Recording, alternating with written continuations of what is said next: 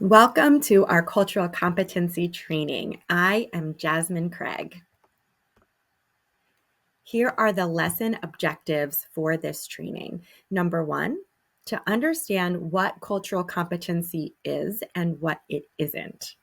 Identify our own personal levels of competency and where we have areas for growth. And also understand how to apply the knowledge of cultural competency in our work as volunteers or with AWP advocacy to make sure that we engage in cultural responsiveness. Here is the content of the presentation that we will be going through. We'll start with an introduction, some thoughts that you have about cultural competency, and work on definitions so that we are on the same page as far as key terms go. We will move into culture, a discussion of culture, different types of subcultures, and our personal cultural identities. Then we will move into competency, and we'll discuss the 4 components of cultural competency, what cultural competency is, and what it isn't. And then lastly, we'll finish with application. How will we apply this knowledge to our work at AWP specifically to make sure that we are engaging in cultural competence?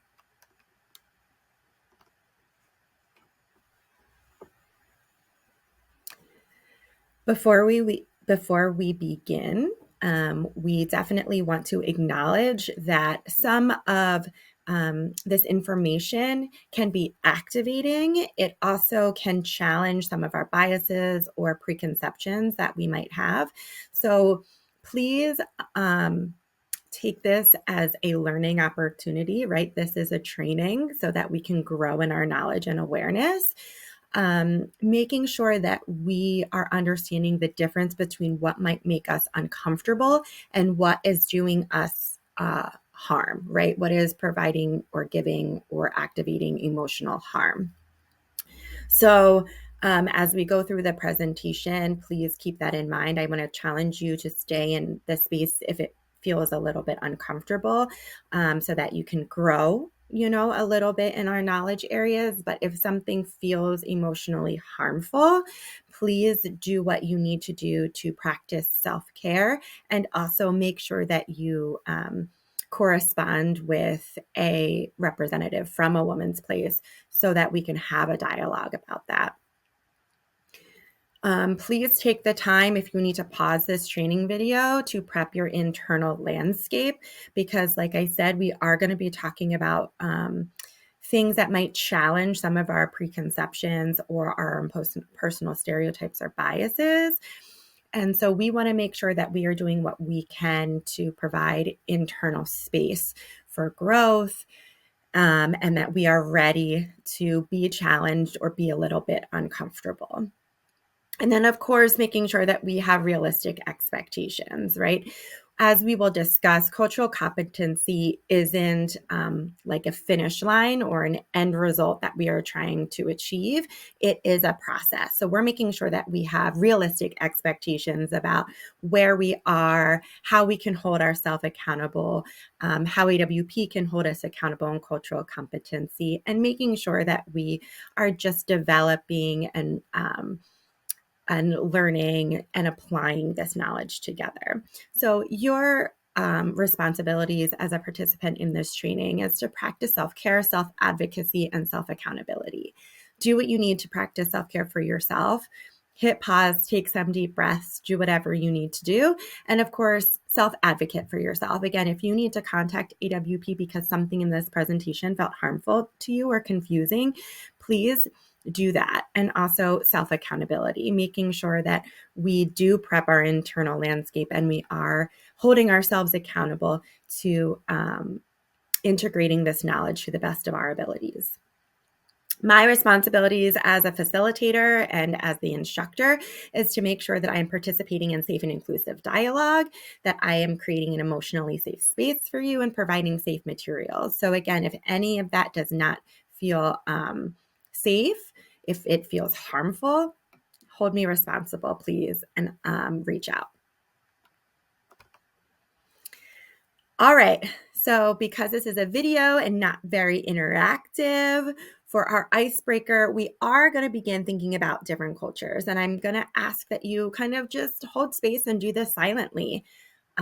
Share something, think about something about your own culture, right? Tell us a culture that you identify with. What is that culture? What is something unique about that culture? What differentiates that culture from maybe other cultures or subcultures?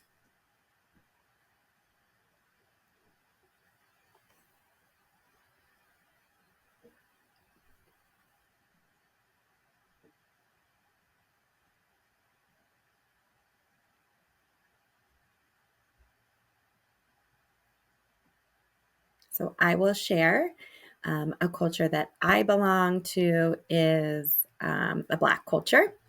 So obviously, there's a shared history of Blackness in America. There's also shared social movements. There are shared norms. And so that's something that I honor and I appreciate about myself and a culture that I identify with. Okay. For the introduction, we are going to move into thoughts about cultural competency and definitions of cultural competency. When thinking about cultural competency, what comes to mind for you? What comes up? What does cultural competency mean, look like, sound like to you?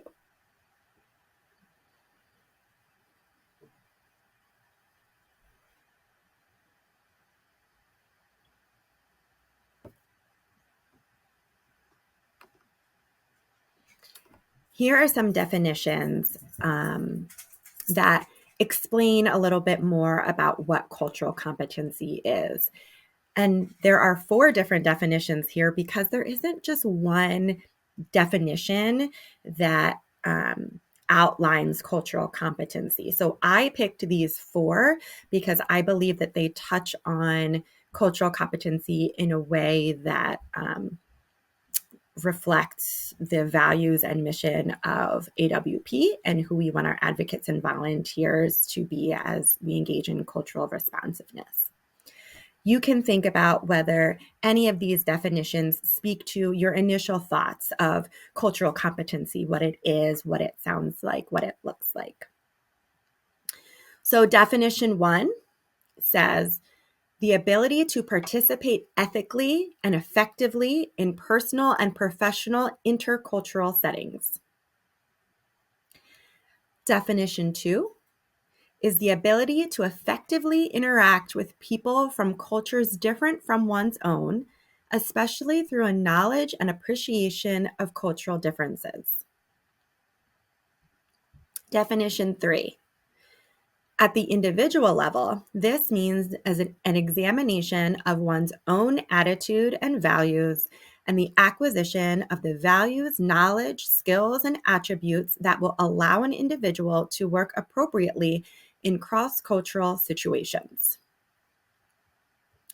And the last definition, number 4, cultural competence is a developmental process that evolves over an extended period. Both individuals and organizations are at various levels of awareness, knowledge, and skills along the cultural competence continuum. So what stands out to you? What definition do you most relate to? What speaks to you most? Or were there different things from the different definitions that stood out to you? From definition 1, I valued the word ethically and effectively. I think that I don't necessarily think about cultural competence as an ethical behavior. And so I valued that word being brought into the definition, that this is something that we as an organization and as individuals can do as an ethical practice to make sure that people are feeling seen, valued, heard, respected, and safe. From definition number 2, I liked the word appreciation, the appreciation of cultural differences. So sometimes cultural competency can feel judgmental, right? Or it can make us defensive if we interact in a way that we feel is wrong or has been challenged. And so I value that appreciation as part of the definition. So we take the judgment values out of it, whether one culture is better or worse, how we do things is better or worse, good or bad. And it's really about an appreciation of different cultures, their experiences, their voice and values. From definition 3, I really appreciated the individual component. It's the examination of one's own attitudes, because cultural competency starts internally with the self. That is number one. So we cannot practice cultural competency effectively if we have not first examined our own attitudes, values, biases, stereotypes, and internal opinions and landscape. And then create space to be able to acquire the knowledge to appropriately engage in cross-cultural situations. And then lastly, definition 4, I really value the developmental process, that it's a process. It does talk about a cultural competence continuum, and we will be reviewing that later in this training.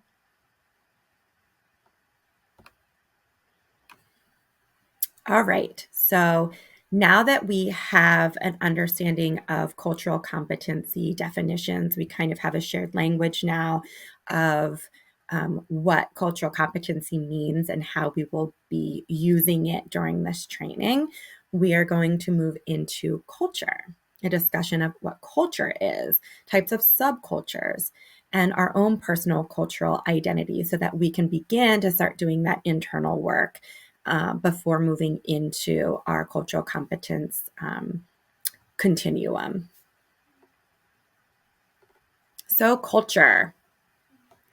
Again, there are a few different definitions for culture. So number 1A says that it's the customary beliefs, social norms, and material traits of a racial, religious, or social group. Also, the characteristic features of everyday existence, such as diversions or a way of life shared by people in a place or time. Example, pop culture or Southern culture. Definition 1B, the set of shared attitudes, values, goals, and practices that characterize an institution or organization. Example, corporate culture, focused on the bottom line. And then definition 1C, the set of values, conventions, or social practices. Then we can move into subculture, a cultural group within a larger culture, often having beliefs or interests of variance with those of the larger culture.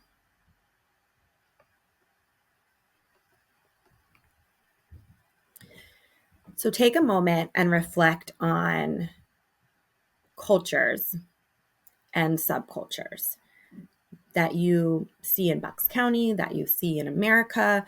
Think about some of those examples in your head.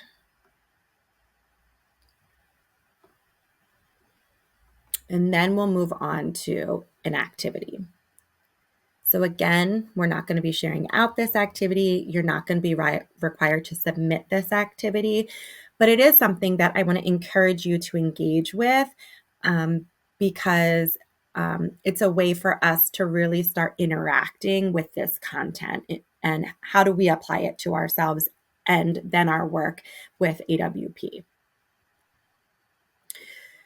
So you can see the first purple column says cultures or subcultures that you personally identify with. So I want to encourage you to take out a piece of paper, your phone, a document, so that you can just jot some of these things down. What cultures or subcultures do you personally identify with? What are you a part of?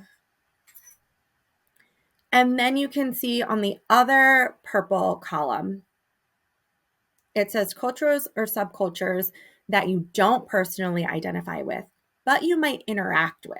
So these are cultures or subcultures that you might interact with in your faith community, in your neighborhood, in your family, in your friend group, at the library, and other community spaces. But you're not necessarily, you don't identify yourself as being part of that culture or subculture. And then the middle is barriers that you might face between the two, right? So cultural barriers that you might experience, or that could just be barriers that you acknowledge, even if you have not necessarily experienced them yourself, between cultural identities that you identify with and ones that you don't identify with, but interact with informally. What are some barriers to communication between the two?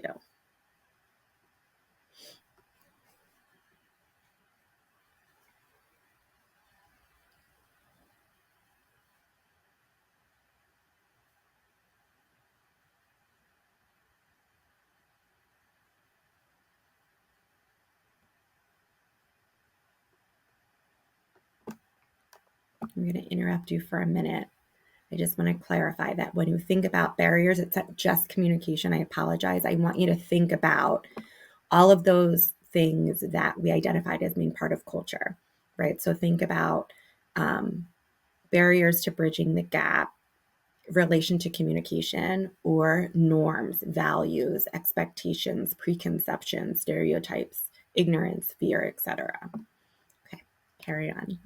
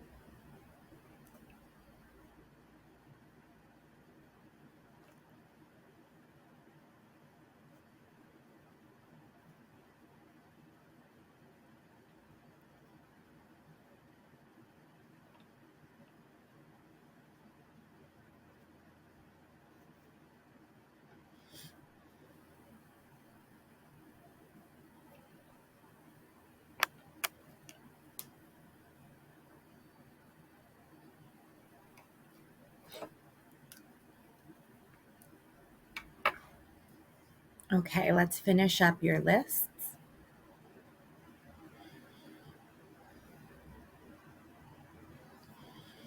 And I am going to share some of my columns so that you can have an understanding of kind of what we were going for with this. So, some of my cultures that I am a part of are the Black culture, middle class culture, um, female or cis woman culture, disability culture, East Coast culture, married culture, and higher ed culture and urban culture.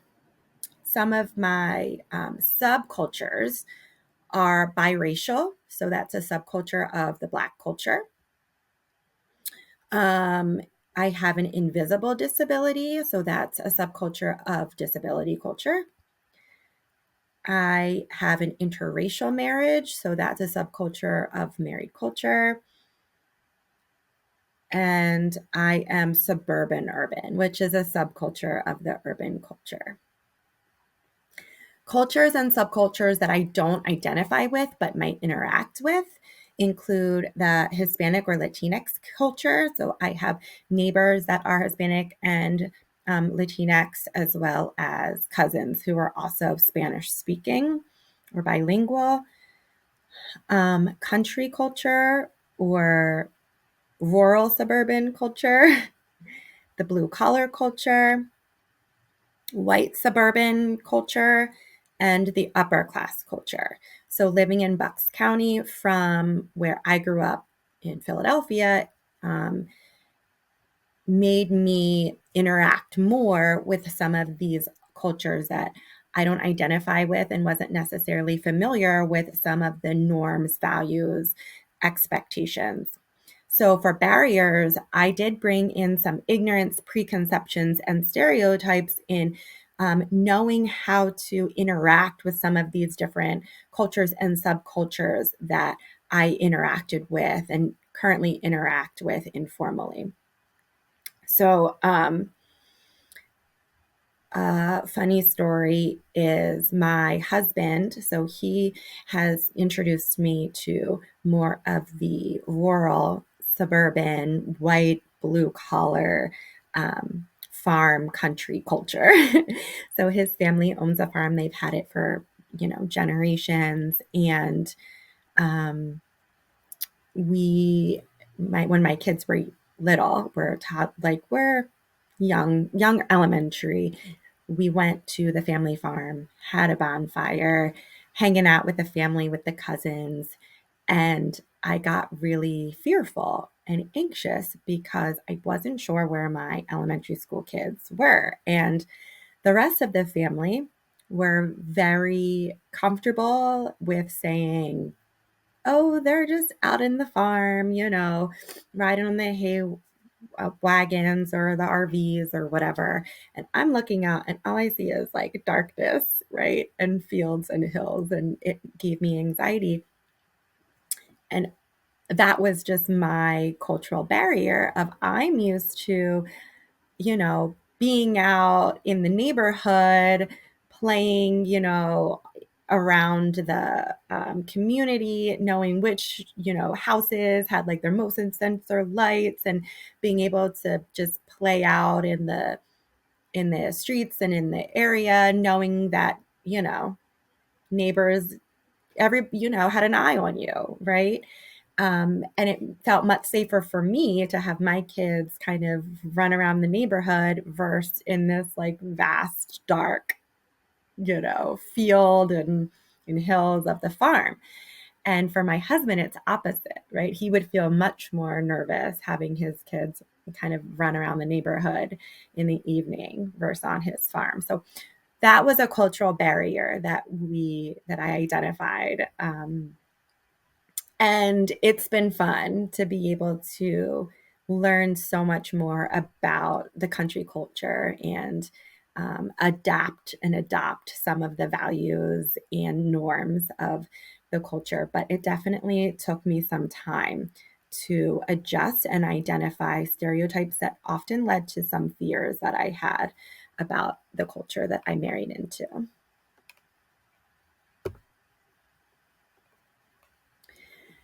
So now that we have talked about definitions, we've talked about culture, subculture, we're going to move into competency and really try to put these all together. So we're going to discuss the four components of cultural competence, what cultural competency is, and what it is not. So first, we're going to start with what cultural competency is.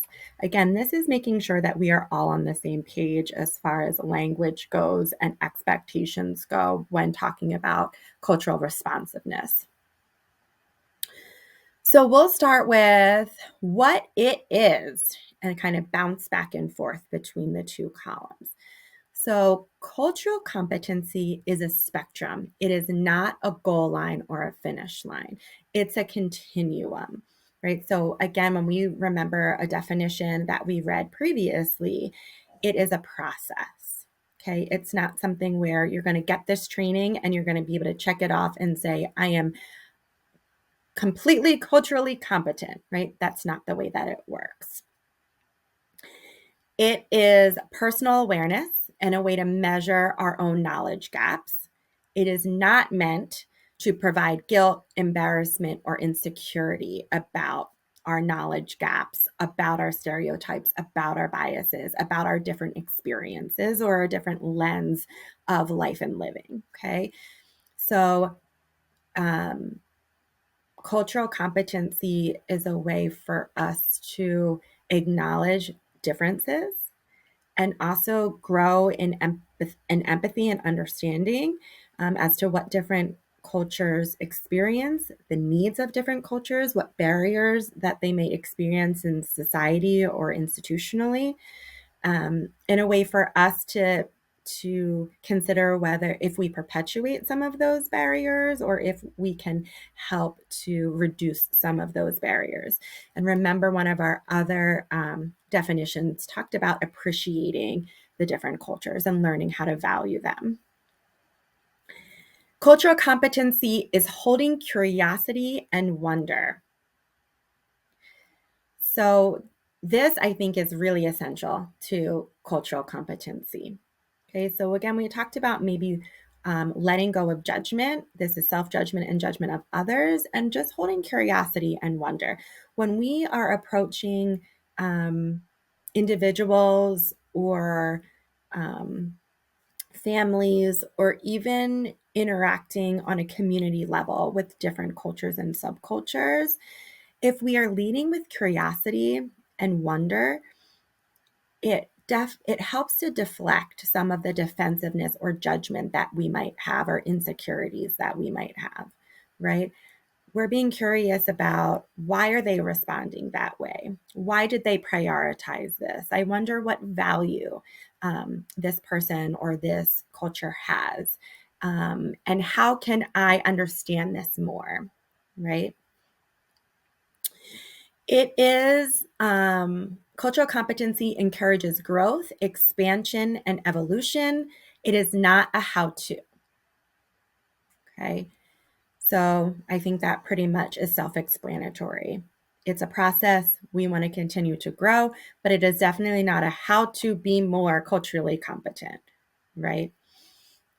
It gives us a framework for understanding how we can grow and be more culturally competent. Cultural competency is not only intellectual, right? It's not just about taking this knowledge and it being about a knowledge dump, right? It is a real embodied practice where we are thinking about how we show up in our own spaces and how we can show up interacting with other spaces and other individuals. And then it's a practice, right? So it's about practicing what cultural competency looks like, sounds like, and how it can show up. It is a know better, do better mentality. It is not supporting assimilation into the status quo or traditionalism mentality. Okay, so again, we only know what we know. And a lot of times, what we know is from our own experiences and worldview. So when we know better, we're able to do better. We have that opportunity to show up in a way that might be healthier or might be more culturally competent. It is not supporting assimilation into a status quo, traditional, values, traditional norms, traditional mindset, and it's not trying to have the culture or the subculture that we are interacting with assimilate into our culture or what we feel like is right or valuable. Okay, so this is really important as we talk about AWP advocacy. A huge part of what we do is reinforcing choice, right? We are validating the survivor's experience, and we are making sure that they are in control of what they need to be safe and to be empowered and to flourish. So we are not in the process of assimilating them into what we feel like is the best option. Okay, we're all about empowering them, and that means understanding their lens, understanding their experience, their worldview, and meeting them there. Cultural competency builds an appreciation for the other. It does not build a comparison to the other. So it's really important that we acknowledge that there are differences and that those differences can be celebrated and help enhance our communities, help enhance our organizations, help enhance how we see the world. And it's not meant to be a comparison, right? Again, we're getting rid of those value-based judgmental thought patterns.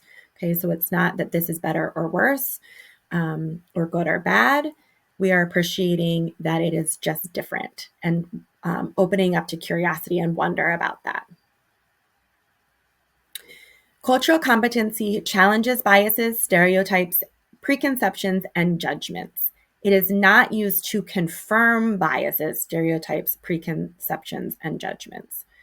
Okay, so cultural competency, first and foremost, is an internal practice to challenge our own biases, stereotypes, preconceptions, and judgments so that we can show up in a way that is that feels more relationally safe. It is not used to confirm biases, right? Some stereotypes, some biases may be rooted in little nuggets of truth, right? But every individual, every culture, every subculture has their own norms, practices, values. And we are here to appreciate them and not to, and to be curious, right, about if some behaviors show up as a pattern, to be curious about why that is, and if there's a way that we can participate in removing barriers or supporting especially marginalized, I should say, cultures and demographics that have been placed in the margins of society or exploited or under-resourced or underserved.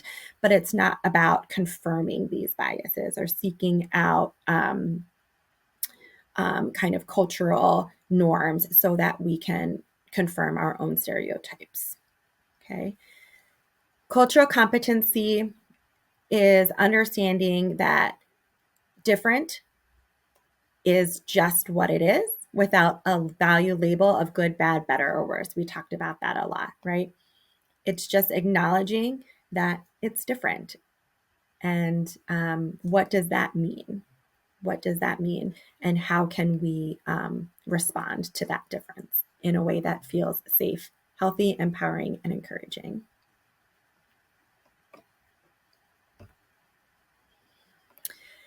We finally have made it to our cultural competency continuum. So this is something that we have referred to throughout the beginning of the training. So this is what this cultural competency continuum looks like. As you can see, it starts with cultural destructiveness. So again, this helps us to do that internal work.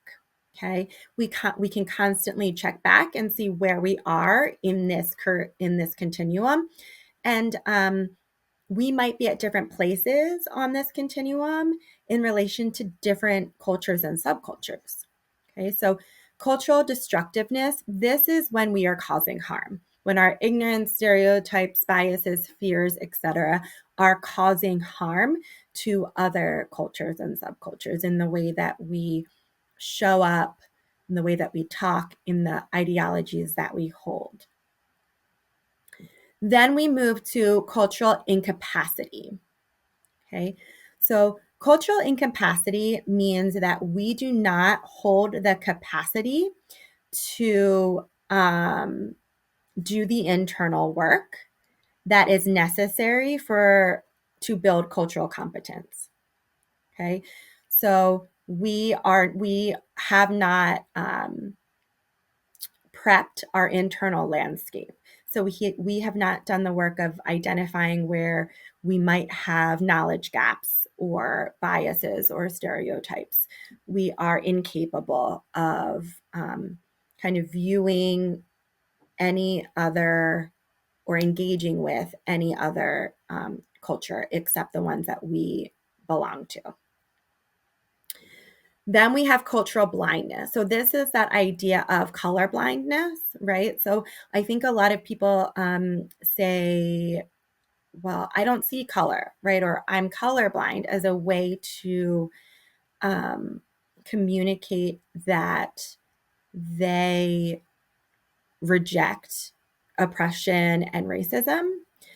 Unfortunately, as we talked about at the beginning of this training, cultural competency requires an acknowledgement and appreciation of difference.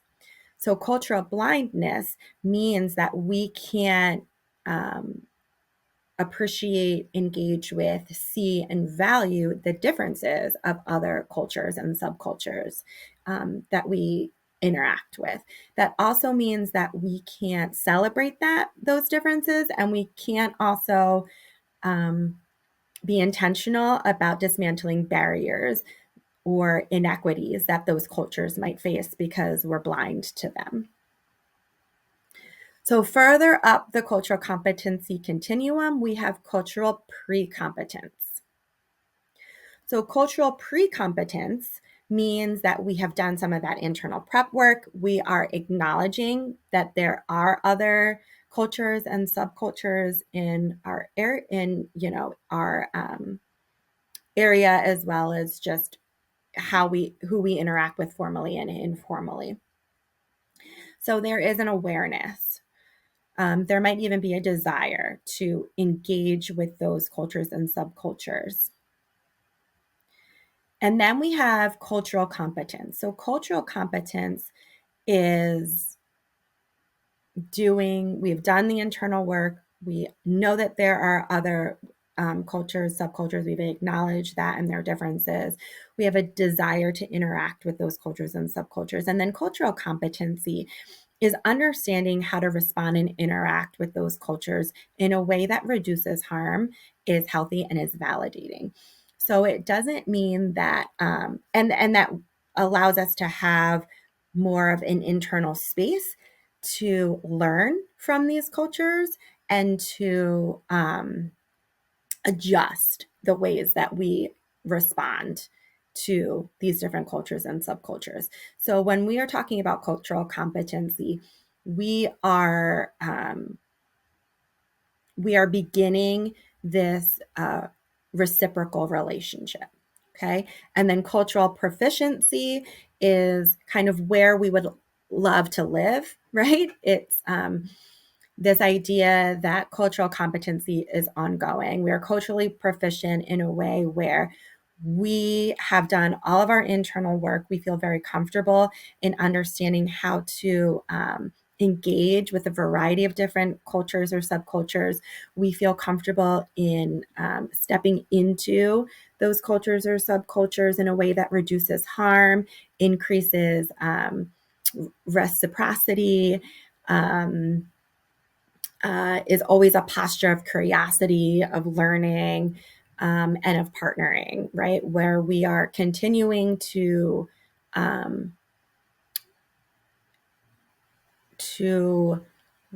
reduce any supremacy or any value that we initially might have coming in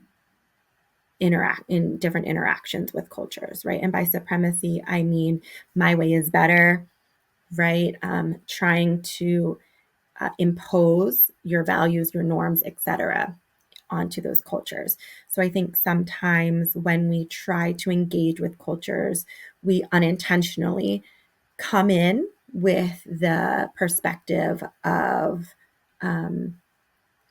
my way has worked for me. I love my way, so it must be better, right? And I want to show you how I do it instead of really taking the posture of observing, of listening, of questioning, of being curious. Is there another way? I've done it this way. I see you've done it this way. How can we have kind of this reciprocal relationship and learn from each other? So that's cultural proficiency, where we want to be. And where we want to live at, understanding that we'll never make it to a finish line, but we want to be at a place where we are culturally proficient as we keep developing and growing. Okay, here are the 4 components of cultural competency. Okay, so when we think about cultural proficiency, being culturally proficient means that you are nurturing and holding these 4 components of cultural competency. And now maybe you can kind of understand how it will still be a process, right? You will still always grow in these different areas. But as someone who is proficient, you will be holding them, nurturing them, and growing them. Okay. So the 4 components of cultural competency, the first one is awareness. Awareness of your own view of the cultural world. Okay, so again, this is that internal work. We are constantly going to do our internal work of what's my worldview, because hopefully it will constantly change, right? As you start being impacted and influenced by your constant development, it's going to change. So we're going to constantly be tapping into, what's my view? Where did this attitude come from? Am I putting a value label on this, right? Do I have a bias or a stereotype? Am I reacting out of fear or ignorance? We're going to constantly become aware of those things in our interactions. Then we have attitude. What is our attitude toward the differences between cultures? Do we have an attitude of curiosity, of appreciation, of wonder? Do we have an attitude of defensiveness and judgment? Do we have an attitude of superiority or fear? So we're constantly, again, going to be tapping into, what attitude do we have toward different cultures and subcultures. And some might be activating for us, right? There might be certain cultures or subcultures that we might not agree with some of their norms or values. So it's, how are we responding? What is our attitude toward that?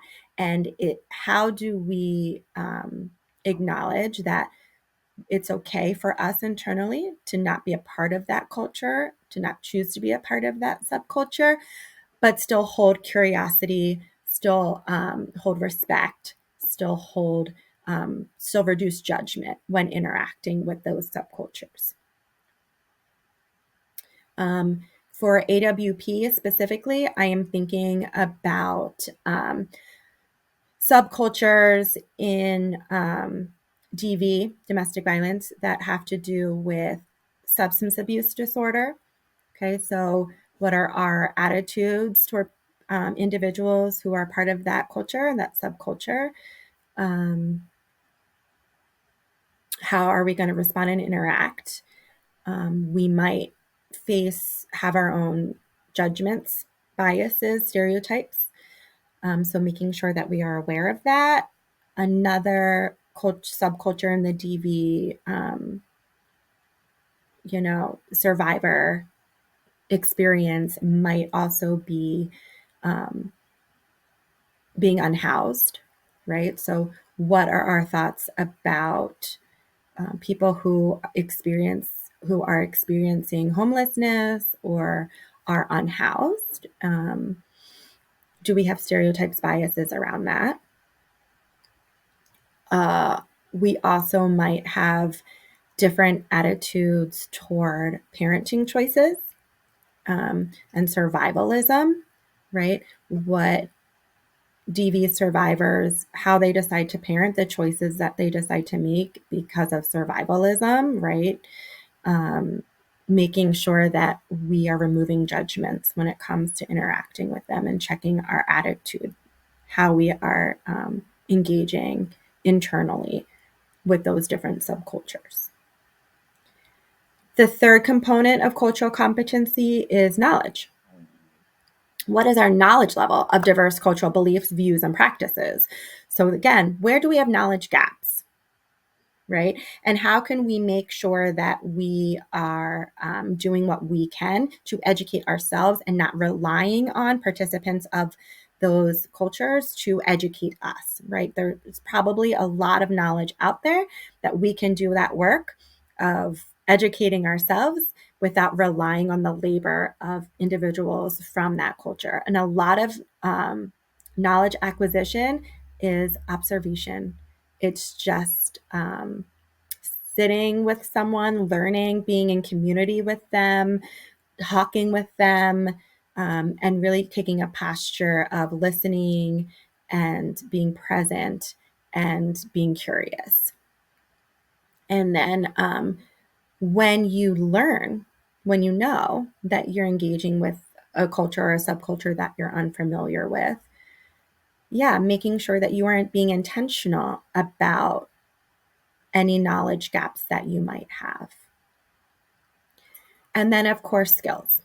So the fourth cultural component of cultural competency is skills in dealing with the differences between cultures and with interrelationships and their interrelationships. So that's kind of what we're doing right now, right? We're building the knowledge, we're building awareness, we are thinking about our attitudes, and all of that is skill building. Okay. We are learning to be curious. That's a skill. To ask questions, to do our own internal work. That's a skill. To listen, to speak without judgment. Those are all skills in dealing with differences between subcultures. Making sure that we know how to access resources to do our own learning, right? These are skills. And I mean, you can think about internally, because we're not sharing out, or you can send me an email. What are other skills that you feel like might be valuable in cultural competency?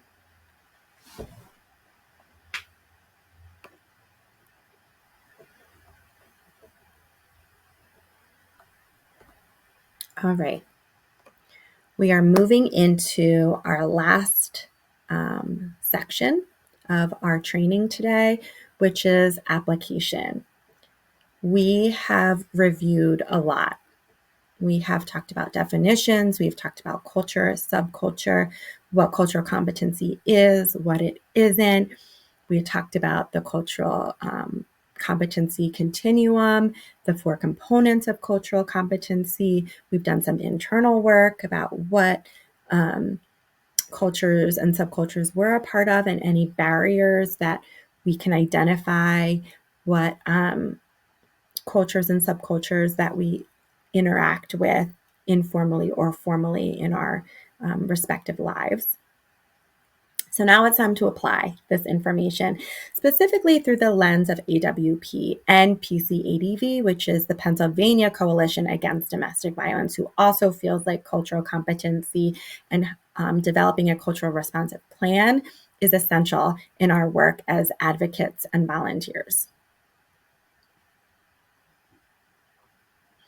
So I'm going to ask you, before we get started, to think about, how does cultural competency support the work of a woman's place specifically? You can think about your role as a staff member, an advocate, a volunteer, different responsibilities you might have, or our organization, mission, vision, values in general. How does cultural competency support our work?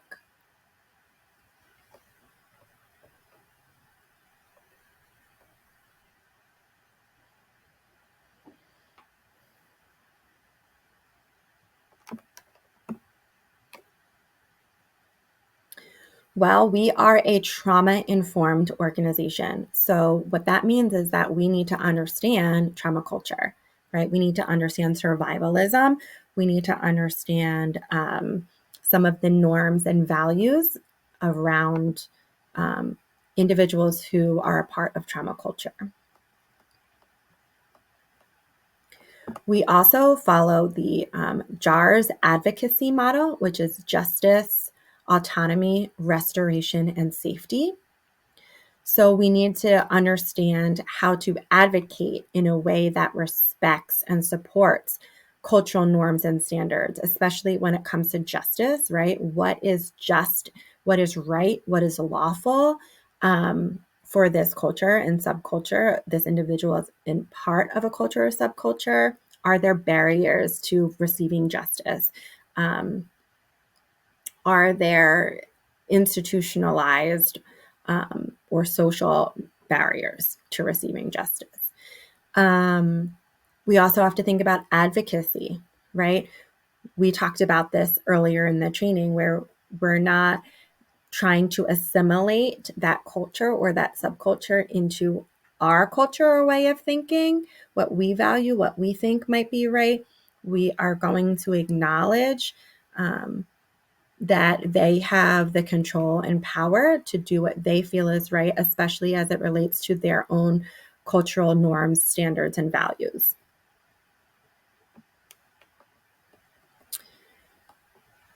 Cultural competency also supports the work of AWP by knowing what barriers certain cultures might face, and that helps us problem solve around those barriers and advocate for change.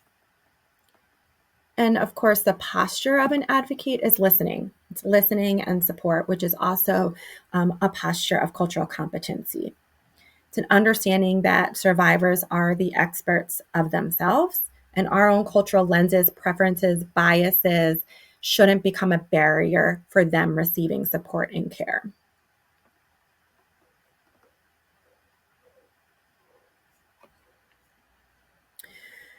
So here we are going to talk about power and privilege. So we talk about power and privilege because these are some of our cultural identities, right? So looking at some of the cultures that we are a part of, cultures or subcultures, helps us see the power that these cultures and subcultures have in our society. Okay, so society was organized to benefit specific cultures and identities historically and socially and economically and politically. And in our society, identities interact with power and privilege differently. Preventionists, so those who want to prevent relational harm, examine the relationship between those intersectional identities and the barriers that we face in providing care, or the barriers that they might face in receiving care.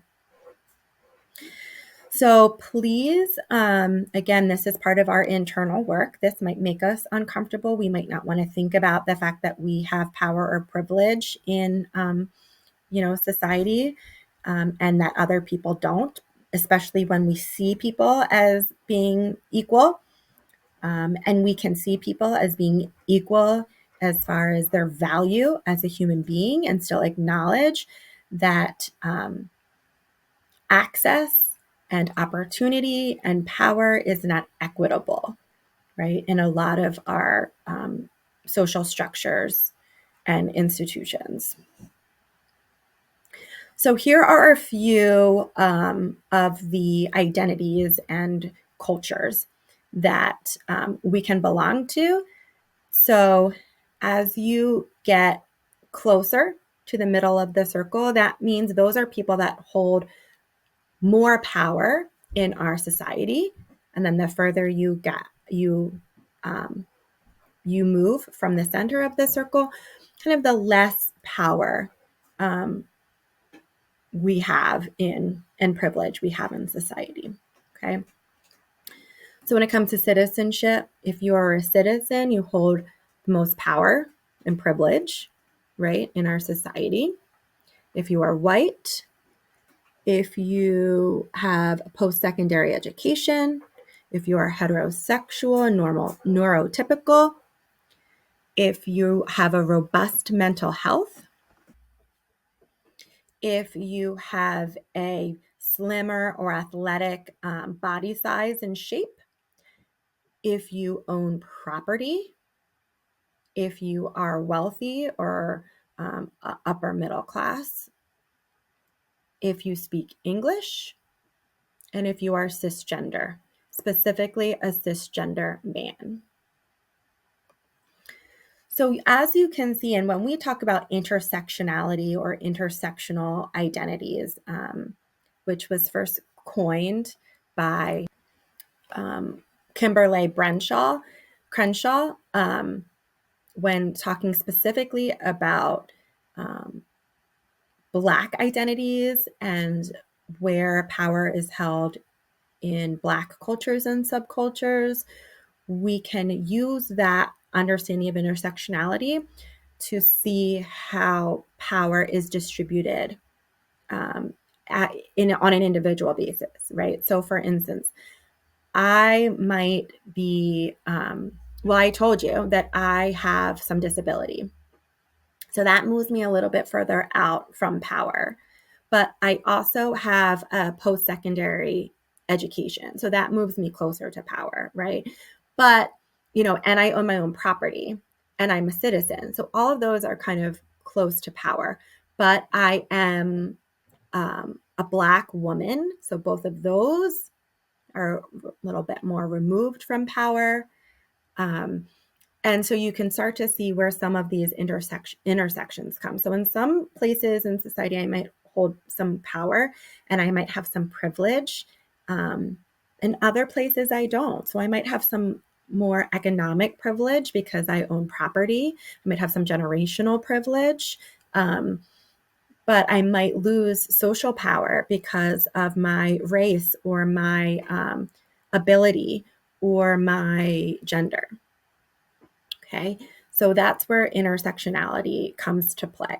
And when we're thinking about cultures and cultural identities, we want to think about the barriers that those different identities have in society to getting care and support. And we also want to think about empowerment, right? So if you have some identities where you've been disempowered, we want to try to do what we can to empower those identities or empower you as a member of those identities. Okay.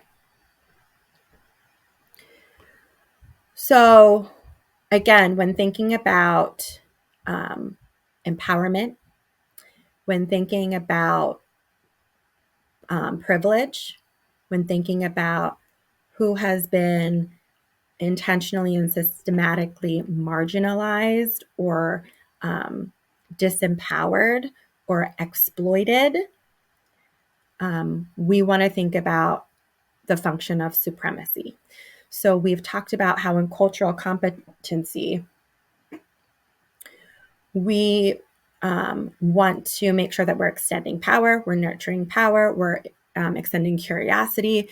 We are also valuing the perspective, worldview, experience, and power of the other person in a different culture that we might be a part of. And we don't want to extend supremacy, right, over their culture by saying that our culture is correct, the default, better,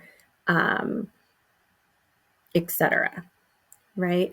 And so when we're thinking about supremacy, some of the identities, the cultural identities that we are a part of, can function in a way that exerts supremacy over others in society. What I mean by that is, if you are a white male, right, especially if you're just a male, society was created to give you more privileges and power.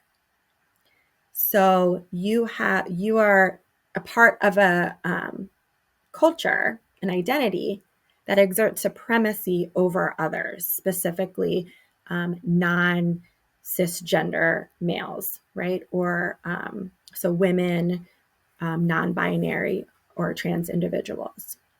So you might not do that personally, right? You may not even be aware of it, but men earn more. That's just a fact, right? In salary compared to women or non cisgendered males.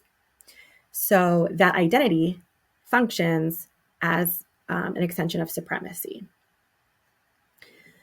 So supremacy creates social hierarchies.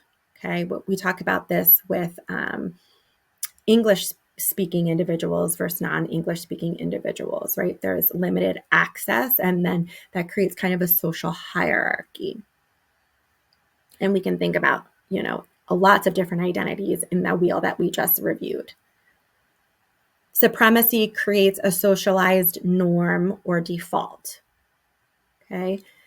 So typically the identity or the culture that has the most power is the norm or the default identity. For instance, when I was at the doctor's office up here, they asked me to review my patient chart and just let them know if any of the demographic information needs to change. And I said, yes, I'm here under white and I'm not white. And they said, oh, sorry, that's just our default. Okay.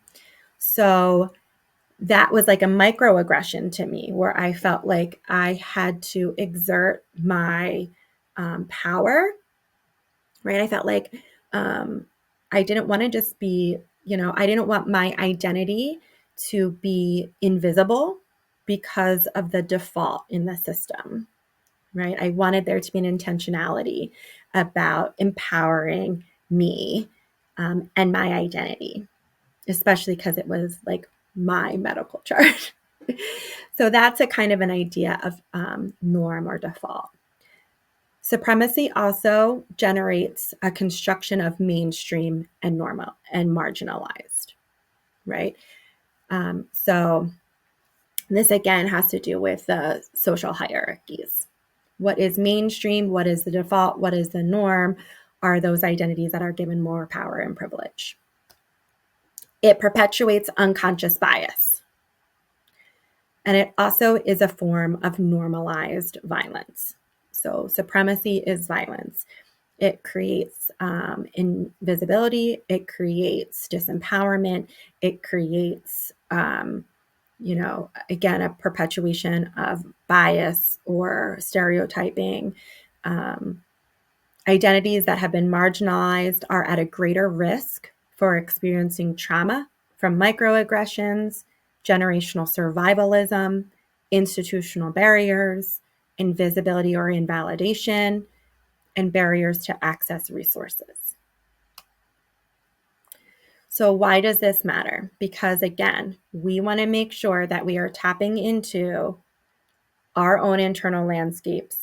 We want to make sure we are aware of the cultures and the power and the privilege that we hold individually, as well as what groups we are a part of socially, so that we can take the posture of learning, of making sure we are not a barrier, and understanding how we can remove barriers to provide more equitable opportunities, experiences, access, and also making sure that we do what we can to repair the damage that has been caused by this kind of function of supremacy and where we fit in the hierarchy. Anti-racism, the movement for social change, the movement for equity and against supremacy are rooted in the anti-racism work and anti-racism movement. Okay, so when we fight against racism, against racial oppression, we tend to also fight against other types of oppression that emerged out of, that social hierarchy. Okay, so when we are dismantling systems that oppress, people of color, by default, we are also dismantling other systems of oppression. Okay, I'm going to read this quote from PCADV. AWP aligns with the core values of Pennsylvania's Coalition Against Domestic Violence. We embrace diversity and its collective strength in creating a community where systems support all, so everyone can thrive. Led by this principle and to fulfill our mission of ending all forms of violence, we simultaneously strive to challenge and eliminate all types of systemic racism, oppression, and injustice. Okay. Our society was intentionally constructed as a hierarchy where Christian cis white wealthy males held and maintained the most power and control. This impacted the way our systems, institutions, social norms, attitudes, beliefs, and resources were organized in our society, and we still experience the effects of that today, like stigmas around poverty, mental illness, homophobia, elitism, ageism, Islamophobia, ableism, etc. So we know that as an organization and as advocates and volunteers in this organization, we cannot be trauma informed without also being actively anti-racist. Here is a graphic that might help us understand the connection between white supremacy, anti-racism, and all of the other systems of oppression. Okay. So when we talk about the cultures that we belong to, who holds power, who doesn't hold power, where are there barriers? This is, we can think about that individually, and we can also think about that systemically, right? Individuals belong in the system, right? We function in systems in community systems and social systems. So our job is to be aware individually, right, of where we are, who we are, but also how we fit socially. Okay, so we need to have individual cultural competence, but also systemic cultural competence. So we work to eradicate barriers of care individually with with survivors and families, and also systemically. Guiding question: why do some people not have access to their full health potential?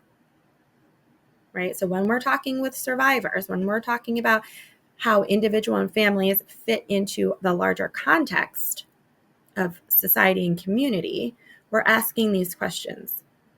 What barriers do they face? How come they don't have access to their full health potential? This includes social and emotional health. And then as preventionists, we're thinking, what would it take to create a world, a community, a Bucks County where those barriers don't exist, so that everyone can have access to their full health potential, no matter what culture, subculture, or social identity you have and you hold? Well, we have to address the overarching cause, white supremacy. This is the belief that people constitute a superior race and should therefore dominate society, typically to the exclusion or detriment of other racial and ethnic groups. Okay. When we talk about white supremacy, it does say that it is a belief. However, people can benefit from the power and privileges of white supremacy, and it doesn't have to be an intentional choice, right, or decision, even though it was started as a belief system, right? Now we have systems and we have ideologies that were created based off of this, and it kind of has created the next thing, systems of oppression. Okay, so those systems that stemmed off of white supremacy include racism, sexism, ableism, ageism, classism, and heterosexism. Those are the systems. So the environments that are then shaped by these systems of oppression include things like income and social protection, housing, working life conditions, social inclusion and non-discrimination, job security, healthcare, food security, education, environmental and political conflict, early childhood development. Okay, so by creating more inclusive and equitable environments, right? So this again is our way of taking our personal identities, the cultures that we belong to, and then being curious about how we can use our privilege or learn more to reduce barriers, right? To create more inclusive and equitable environments so that we address the outcomes. And some of the outcomes that we see from white supremacy, systems of oppression, and these inequitable environments include domestic violence, as you can see highlighted and starred, as well as some of the other social outcomes. And of course, because they all stem from the same place, we also know that domestic violence intersects with some of these other outcomes. Okay. And also barriers to getting support for survivors of domestic violence interact with some of these other outcomes.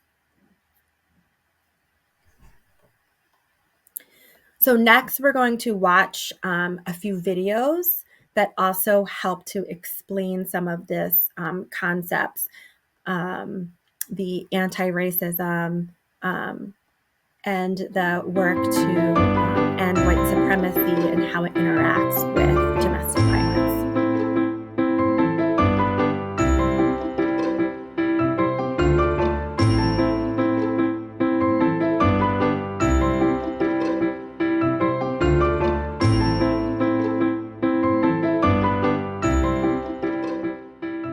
What guides my anti-violence work, as anti-oppression work, is a deep understanding that oppression is one of the root causes of violence, and the understanding that we can't end one form of violence without ending all forms of violence. And so as advocates, especially for me as an African American advocate, it was not separable to me. I could not separate one thing from the other. I've always seen anti-oppression work, anti-racism work as primary anti-violence work. Anti-racism is a vital component of anti-violence work. These videos were created by and for advocates to encourage dialogue and collective action in centering anti-racism work in the movement to end intimate violence. I think for me, as a queer woman of color, who's the daughter of immigrants from India, who's non-binary in terms of my gender identity, I think about anti-violence work as anti-oppression work because that's what my life is. I was raped as a child and in a house in which my dad was also beating my mom. So a commitment to anti-violence work is part of my own healing trajectory. But if I didn't also fight homophobia and racism and xenophobia, I still wouldn't be fighting for my own liberation. It is critical for advocates to be doing anti-racism work because it's important for us to do prevention. I mean, prevention to me is the core of what we do. The anti-violence field has created a service delivery model that works for disproportionately white, heterosexual, able-bodied, temporarily poor women. And when we think of anyone outside of those categories, they are not being served adequately. They're not having access to resources.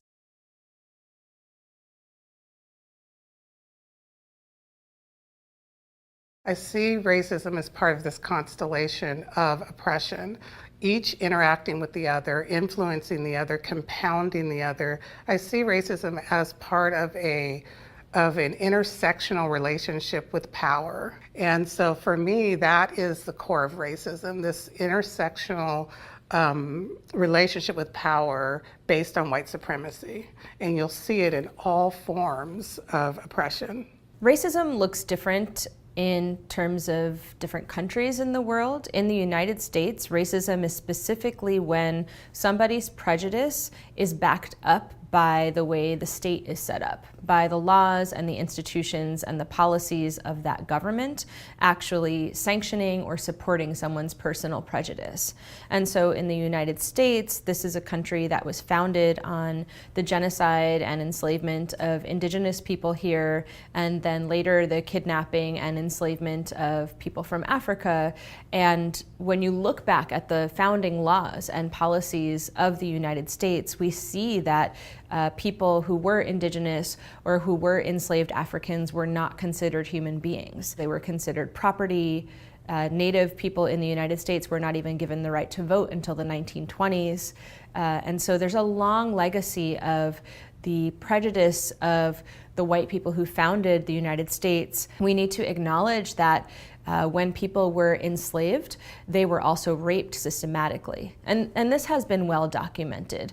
If you look at the Whitney Plantation Museum down in Louisiana, we now have memorials and testimonies of slaves, particularly slave girls, talking about how the slave master would come in and take them to be raped at night. Sexual violence was actually part of slavery. It was part of colonization.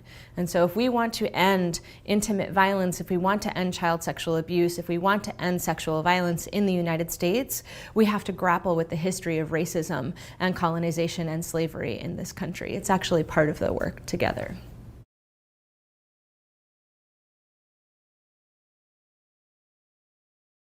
One thing that we know for sure is the DSM now names racism as a cause of post-traumatic stress disorder. And so we know that people of color in the United States are experiencing PTSD at higher rates.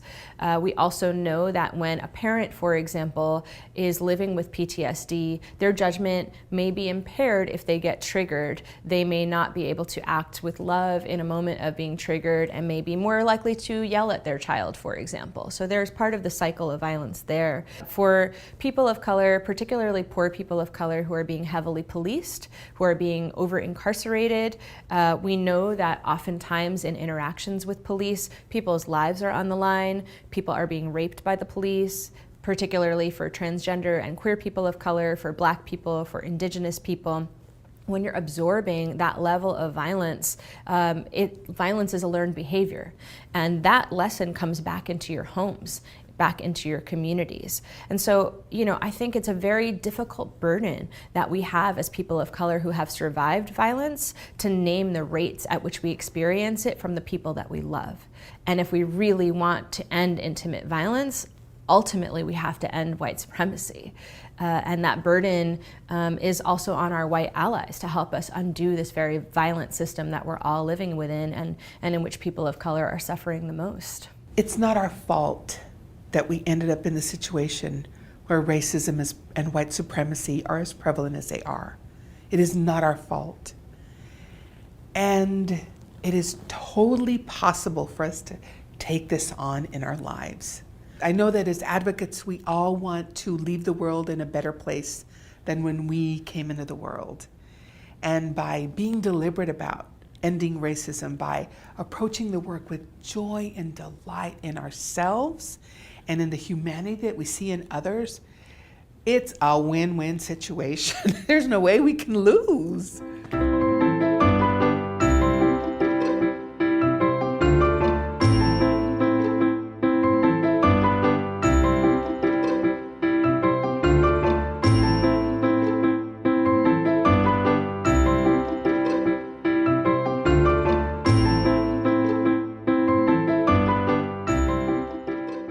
I was working at a local program in Portland, Oregon, and I was working as one of kind of a middle management role, supporting the advocates in the shelter. And every time someone would come rushing into my office with a difficult, angry client who whose children were just out of control, I could 100% accuracy know that a woman of color was in the shelter, and rarely was I wrong. And so what I think happens a lot of time in shelter is the lens of bias that says people of color are loud, people of color are poor parents, people of color are going to be more angry, that those biases, that lens through which survivors of color are seen through, absolutely impacts how long they stay in shelter, whether or not they feel like they get access to the same services, or whether they're evicted from shelter. Racism and oppression show up in our anti-violence organizations in a variety of ways. They inform who we think of as the good client versus the difficult or illegitimate one. One reality is that anti-racist work and language access work are closely related. They must be closely related and not separated. So one of the things that I've seen is if there is a survivor of color who is LEP or limited English proficient, if that client or that survivor has no interpretation, obviously there's going to be a giant gap in understanding and communication. But what I also see is an organization making the effort to get interpretation for the meetings or the events that are deemed by the advocate or the organization to be, the most crucial. And that's it. And then what we see is all the casual relationship building, trust building behaviors that we do, they don't happen in those formal meetings. They happen in the hallway, before the meeting, after the meeting. They happen around meals. Those trust building opportunities are not able to happen. And so then that client or that survivor, they start to come to you only when the need that they have is so critical to them that they would actually approach this giant barrier and try to overcome it alone. The language that's used to refer to this dynamic, it becomes, she only comes to me when she needs something. Or she is really high needs and maybe not a great fit for our program. Advocates of color are tokenized, bombarded by microaggressions on a daily basis, and are accused of being too sensitive when they call out their experiences. All of which keeps staff of color from holding positions of leadership or forces them to leave anti-violence work as a self-care or survival strategy. All advocates have vicarious trauma experiences. All advocates have come across toxic workplaces, or all advocates have had to deal with toxic systems. But only, advocates of color and other marginalized advocates are experiencing this particular microaggression. I call it like the death of 1,000 cuts, because it's not like you're gonna even notice the first one, right? You may not even notice the 10th one, but by the time you notice it, you're shredded already. It's that, oh my goodness, you're so articulate. I'm the executive director of my organization. I hope I'm articulate, Or, oh my goodness, you have such good hair. Or, where are you from? They're just these subtle messages that say you don't quite belong. You're not quite normal. Normal is whiteness, and you're not white, so you're not normal, but what are you? But it's not this direct, racism. It's this deep othering that, that's how I would describe a microaggression, that it's a deep othering of me while being really sly and sneaky about it.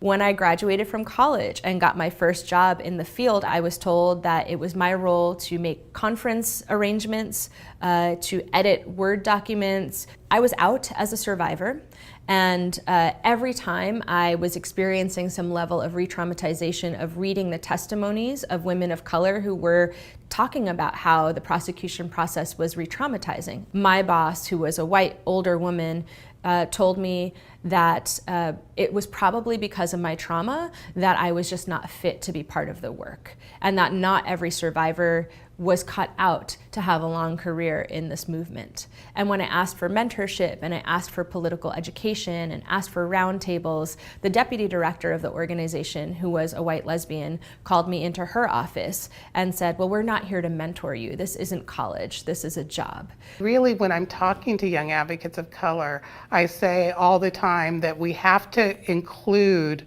racism and the microaggressions of racism in our self-care, right? We have to talk to one another about what we're experiencing, because when we try to pretend we're okay and we're only experiencing exactly what everyone else is experiencing, that's when we're burning out. Unfortunately, what I've learned in the 20 years since is that this is a very common experience of young people of color who have lived experience as survivors, both of racism and of intimate partner violence, who go into these white-led organizations and are really pathologized when we have the courage to name our personal experience. Racial bias also impacts program decisions and systematically contributes to pathologizing survivors. We put the onus on individuals and look to individual solutions instead of working to change unfair systems that cause harm disproportionately to Indigenous, Brown, and Black communities. For me, at a baseline of advocacy is making sure that the services we provide are culturally relevant and culturally responsive to survivors of different forms of racial and ethnic identity. For me, culturally relevant means adapting to the circumstances of the individual, whether they may be limited English proficient or they may have a need of a certain food in order to feel comfortable. There's a lot of policies that shelters have used for a long time that many shelters are actually moving away from now as we really revert back to some of our grassroots beginnings and have systems within our organizations that are survivor-centered, such that survivors are choosing what they want and what they don't want. They are opting in to services because they want them, because we made them effective and worth their while, not because they had to or we would make them homeless.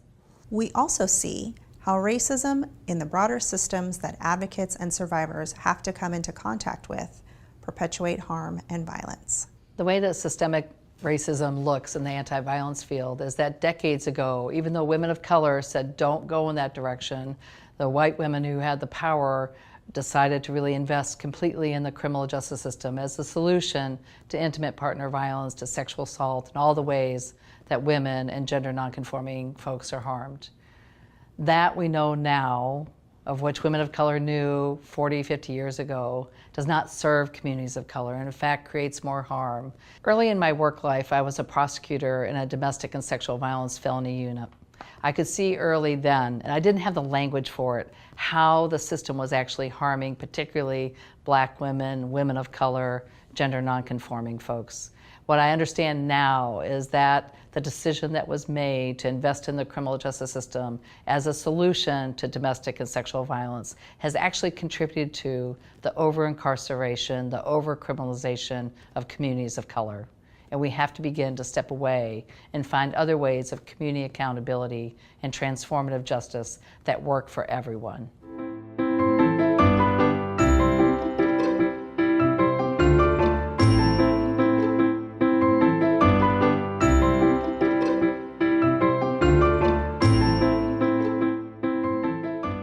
Working to end white supremacy and oppression is not easy, but will be crucial to our movement to end gender-based and intimate violence. It will take work on multiple levels, interpersonally, within our anti-violence organizations, and with our communities.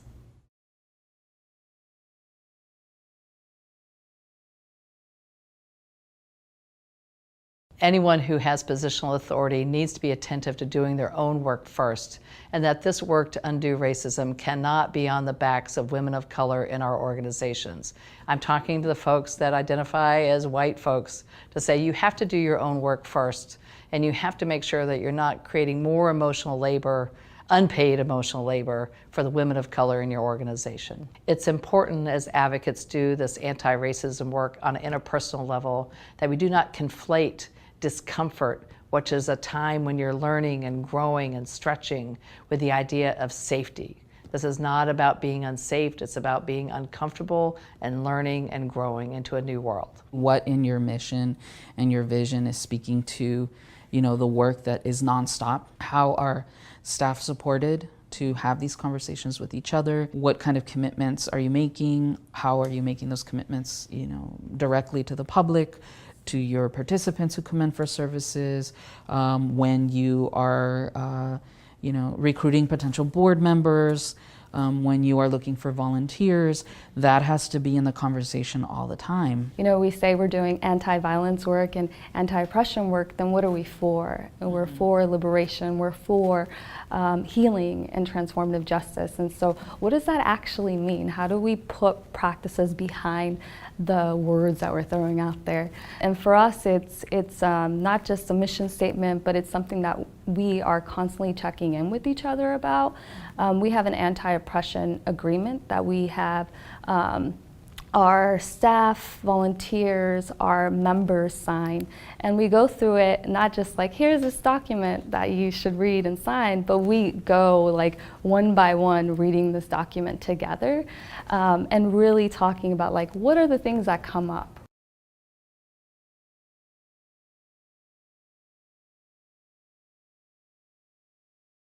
When you look at grassroots solutions emerging from projects that are led by people of color, especially queer and transgender people of color, that's where you see the creative solutions that think beyond the criminal legal system. And I really believe that if we start to elevate the leadership of people of color into well-funded anti-violence organizations, that's when we can elevate those really relevant and effective strategies that can actually help us heal and end intimate violence rather than managing it. The majority of our members are Black and Latinx, low to no income people of color. And it's really important for us to lift up their voices and to be led by them. And that doesn't, like, it sounds easy of like, okay, here's this, here's the mic, you lead the way, but it's more of like actually coming together and looking at obstacles that may get in the way of lifting up our voice. Organizations can benefit themselves, can invest in the sustainability of their efforts by investing in the leadership of communities of the global majority, communities of color. Community engagement is not going to get us anywhere. Community leadership is. I think another way that programs can support the leadership of people of the global majority is to figure out ways to not abandon people, not promote people as leaders and then abandon them and expect that they're somehow going to figure everything out, but that they figure out ways to support them and back them and to be present and available for when mistakes are made. I think we get to welcome mistakes. We get to invite errors and judgment. It's a great way to be learning institutions. The Idaho Coalition determined that what are we working towards? We are working towards the liberation of the last girl or the most marginalized amongst us in our communities, which are women of color, trans women, people with disabilities, and more. Where is the accountability of the system to change? So it doesn't fall just solely on hiring a bicultural, bilingual advocate, but also how is the system going to adapt to acknowledge the fact that that system needs to be more accessible in so many different ways. You'll experience opposition that comes mostly from a place of fear. Just expect that. Stay with your purpose. Understand that this is the most important work. It is the most urgent work that we need to be doing in our country right now.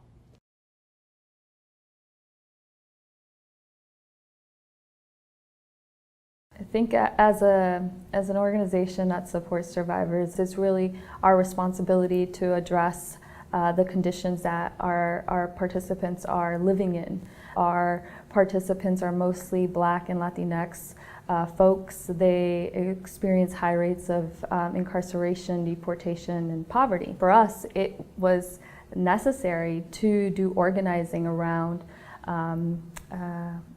these issues. We are part of the Free SF Coalition, the Immigrant Rights Coalition, and we are also part of the Known USF Jail Coalition that was started in order to stop funding going into this new jail to be built in San Francisco. We were victorious in stopping that. That was a huge victory.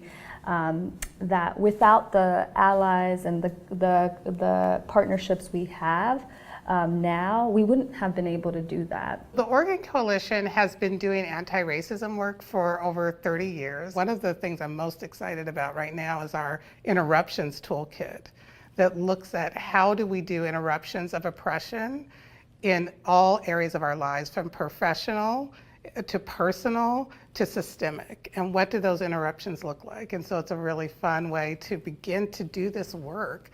I believe strongly that if we're going to shift the energy of oppression, we have to do it by bringing liberation in, right? We need that framework. Like, what does it look like to be free from oppression? And so these tools that we're doing in Oregon are all about that. What drives me is, I want to end violence, but more than that, I want to see a liberated world.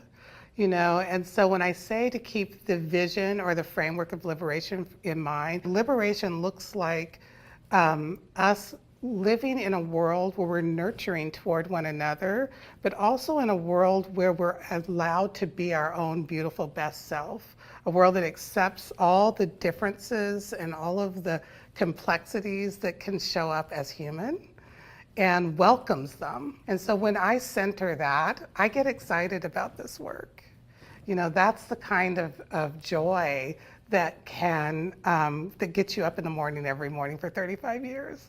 It's, you want to end something, but more than that, let's go build something, right? And let's build a world that is liberated and beautiful and welcoming for all of us in all of our complex and interesting ways.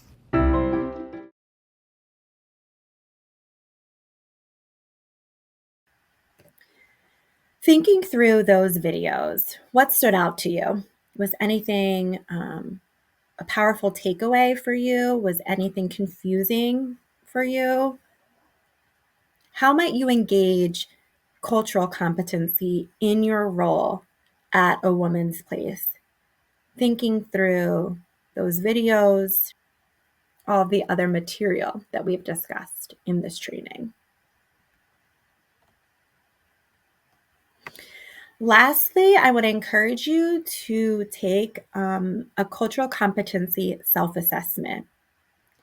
I will provide you with the link or a PDF document so that you can measure your own cultural competency, where you are in the continuum, where some knowledge gaps might be, to help you grow in your cultural competency proficiency. It is not something that needs to be turned in. It is not something that AWP needs to have on file. It is for yourself and for your own knowledge and understanding. Thank you for joining me for this training on cultural competency.